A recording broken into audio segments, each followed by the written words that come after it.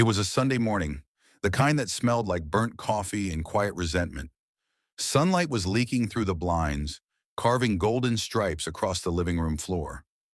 I was sitting on the couch, half awake, scrolling through bank notifications. Routine stuff. That's when she walked in, wearing that silk robe she bought with my credit card, pretending it was a gift to herself for emotional self-care. She didn't say good morning.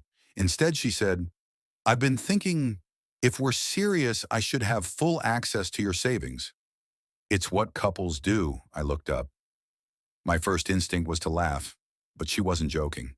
Her face had that still, cold confidence, the kind that comes when someone's already rehearsed their manipulation. I asked, "Full access? For what?" She said, "Because that's what trust means. You say you love me, but you keep things locked away. That's controlling. That word hit me like a slap, not because it was true, but because it was so rehearsed. Like something she picked up from a podcast or TikTok therapist who tells people every boundary is a red flag. I took a slow breath, placed my phone down and said, "You're right. I am controlling when it comes to my money, my peace, and my sanity." She blinked, unsure if she should scream or cry. I could see her gears turning, recalculating her next move. She raised her voice. "Wow, so you admit it. You're insecure, you're selfish, and you don't know how to love." I smiled. "Maybe. Or maybe you just don't know how to earn trust without taking advantage of it. See, here's what most people don't understand.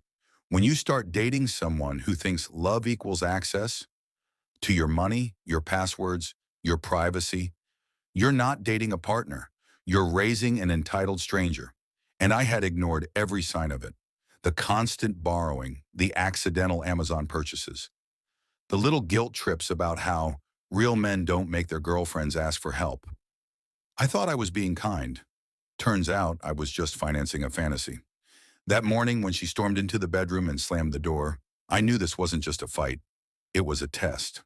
So I let her cool off, packed her stuff in silence, took one last look at the woman I once thought I'd marry, and realized I'd fallen for her.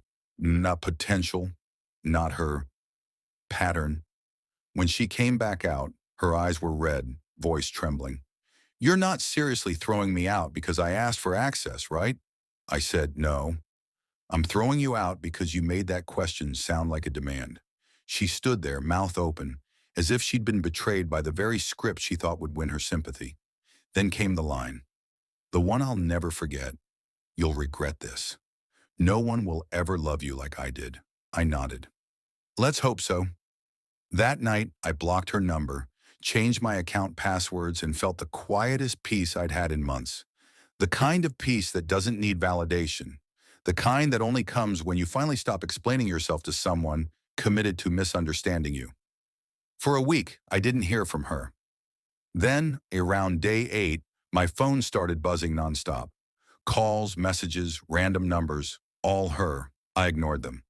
Then came the knock on my door. 2 police officers. "Sir, your ex reported that you've been financially abusive and withholding funds she's entitled to." I almost laughed. "Entitled to what?" "My savings?" They didn't answer.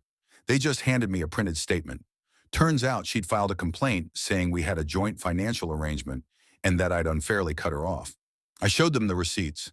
Every transaction, every payment, every transfer labeled loan or gift. By the end of the conversation, one officer sighed and said quietly, "Looks like you handled this smarter than most." When they left, I sat down at my kitchen table, shaking my head. She hadn't just wanted my money, she wanted my dependence. And when I took that power back, she tried to punish me with the only weapon she had left: false victimhood. Weeks later, a friend of hers reached out. She told me what really happened. Apparently, my ex had been bragging to her coworkers about how she was going to level up once I gave her access. Said she'd use my money to start a business, which, according to the screenshots my friend sent me, meant buying followers, filters, and luxury bags to brand herself as an influencer. That's what I was to her. A stepping stone, not a partner. I scrolled through those screenshots for hours, not out of heartbreak, but clarity. I realized how close I'd come to funding someone's illusion of success. It's strange. People call you controlling when you protect what's yours, but call you stupid when you lose it. You can't win either way, so I stopped playing their game.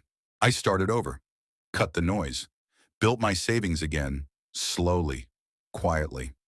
A few months later, I bumped into her at a cafe. She looked different, not ruined, just tired. The kind of tired that comes from pretending too long. She forced a smile. So, still controlling? I sipped my coffee. No, just careful. Her lips twitched. You really think you're better than me, huh? I said, no. I just think I finally learned what peace costs, and I'm done paying it in guilt. She looked away. I looked out the window. The sky was gray, but it felt brighter than it had in months. Before she left, she said softly, I just wanted someone to take care of me. And I replied, then you should have learned how to take care of yourself first. She didn't answer. She just walked away, slowly, like she was carrying the weight of every choice she'd made. Later that night, as I sat on my balcony with a drink, I thought about how close I'd come to losing everything. Not to theft, but to manipulation dressed as love. They say love is about giving, but the truth is it's also about guarding. Your time, your money, your energy, your peace. And sometimes being called controlling just means you finally started controlling what's yours. If you've ever been called controlling just for setting a boundary, remember this. People who benefit from your lack of control will always label it toxic when you start using it. I don't regret dumping her. I regret not doing it sooner. And if protecting yourself makes you the villain in their story, then be the best villain they've ever lost. If you were in my place, would you have handed her access to your savings or cut her off too? Comment below what you would have done. Thanks for watching.